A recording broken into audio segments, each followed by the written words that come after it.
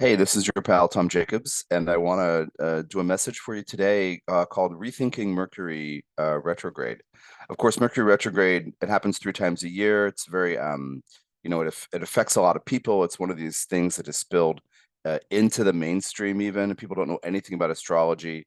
Quite often they've heard of Mercury retrograde. Sometimes Saturn returns too, increasingly over time. But I want to encourage you to have an empowered view by disentangling and unwinding and releasing some disempowering concepts about Mercury retrograde. So, what we typically hear is that you shouldn't sign contracts, things are going to break, you shouldn't buy new things.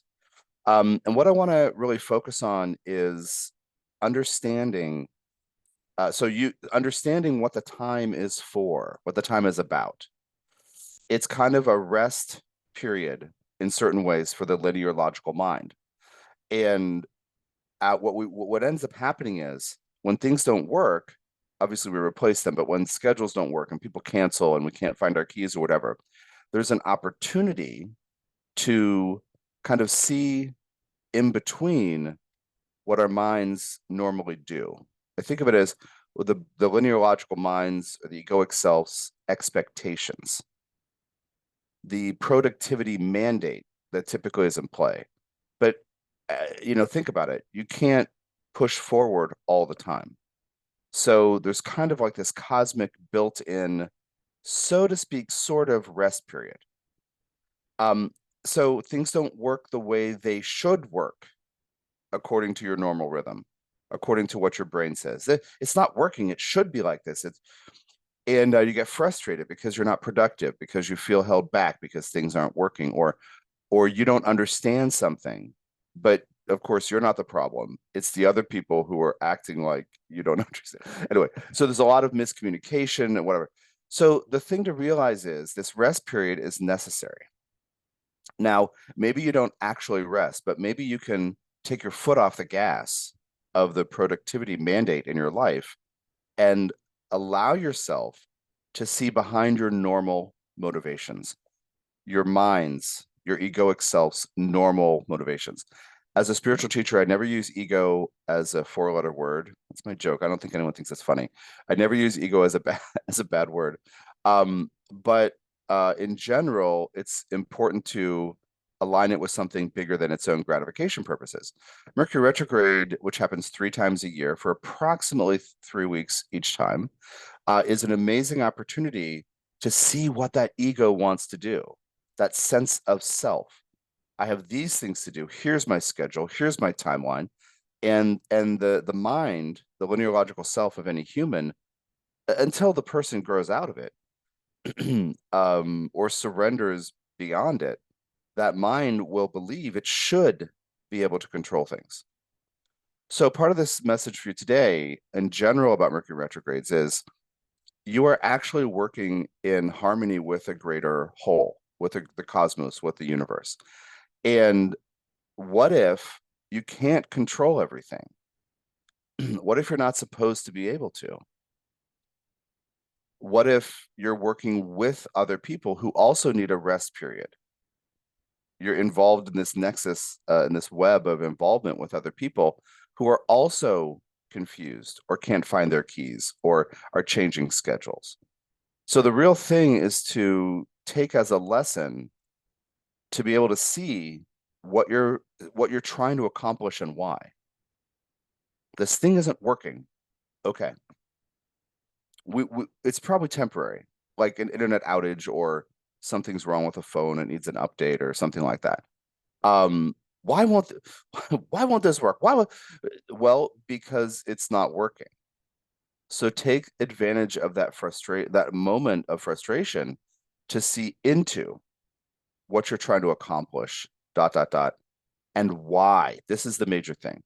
Not just what you're trying to accomplish, because that's pretty straightforward, but why? Why are you doing this? What, in other words, is motivating you to cling to the notion that you should be able to control things?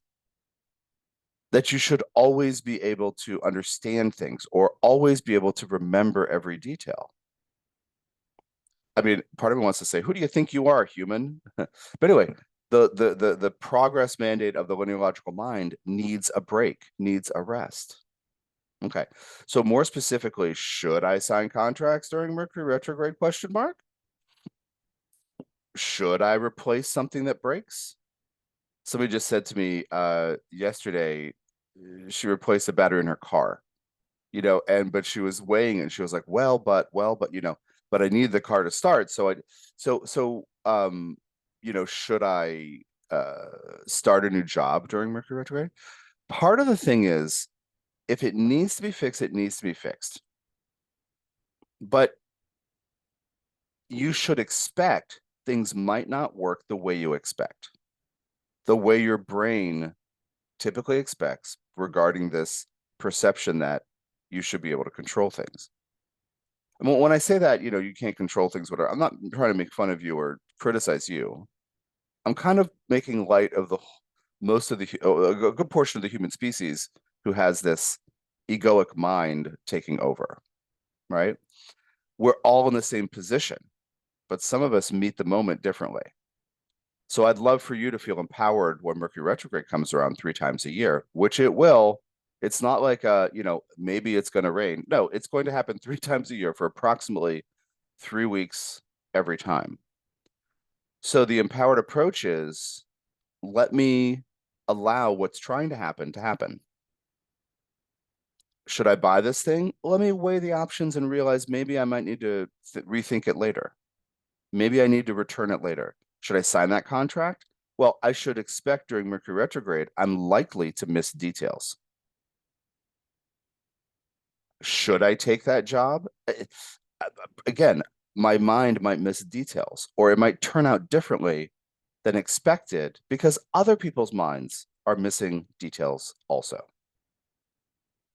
So we're all in this kind of energetic space together where, especially if we surround ourselves with people who believe they should be able to control things, as our minds typically believe, we're all in this space together.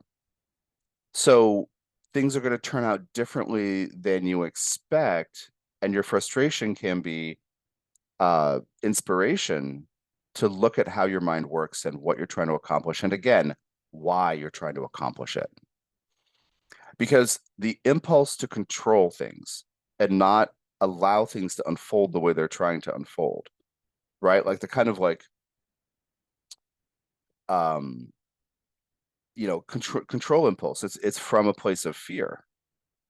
So what's your motivation? What is motivating you to try to accomplish all these things?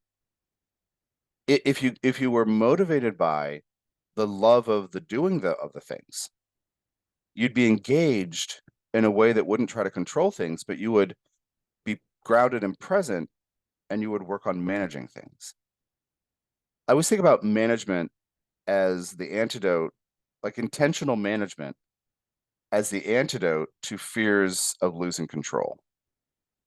Like, I'm afraid this might happen. I'm afraid that might happen. Okay.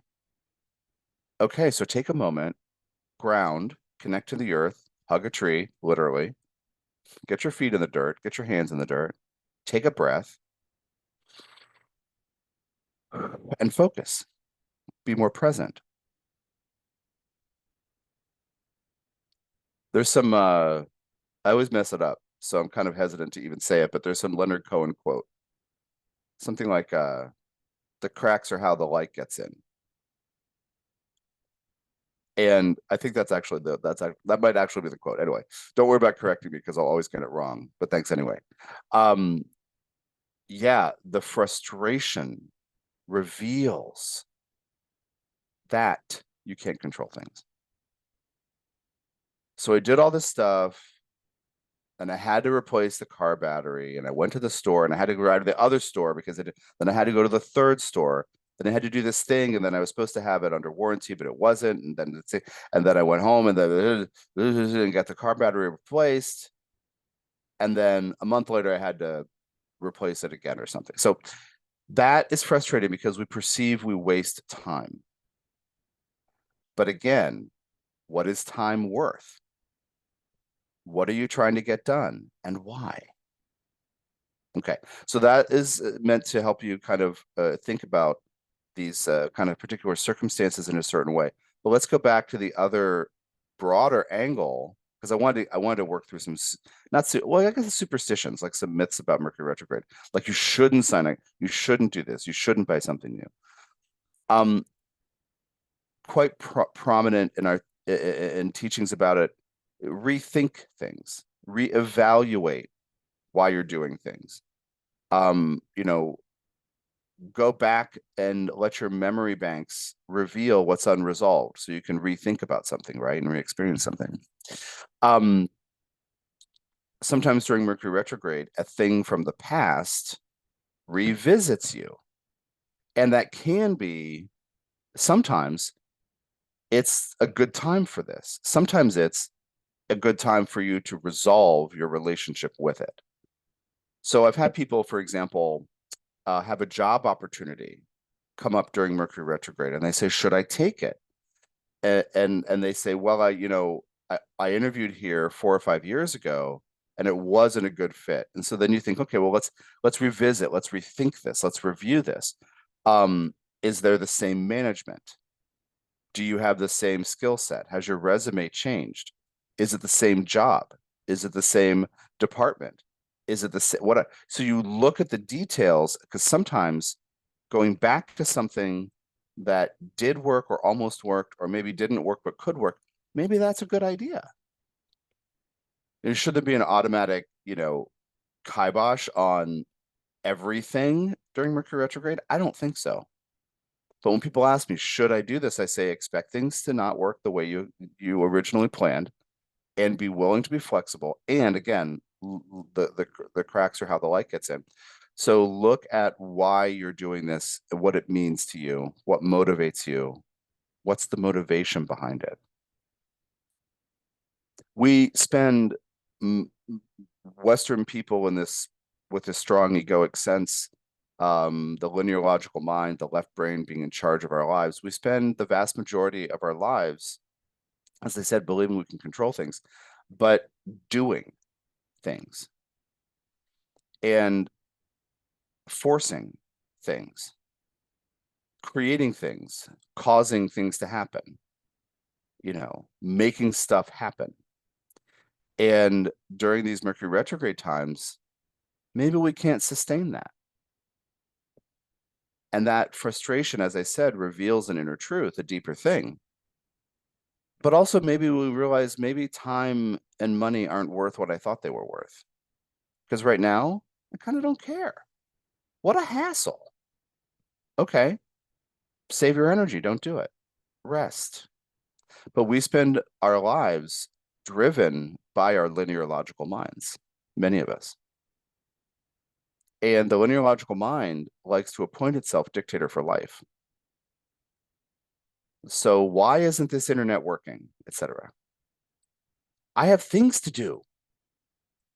I have emails to obsess over, or at least stare at, hoping they come in, stare at my inbox.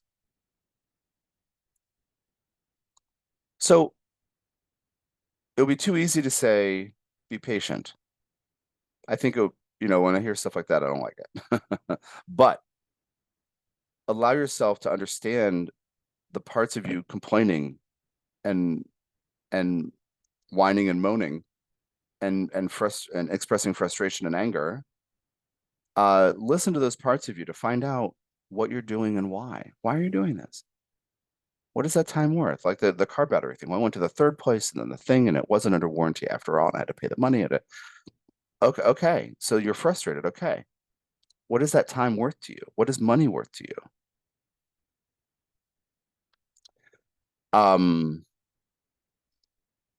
If you can approach it in this way, you can let things unfold the way they need to unfold. And again, you're part of a web of interconnectivity with other people.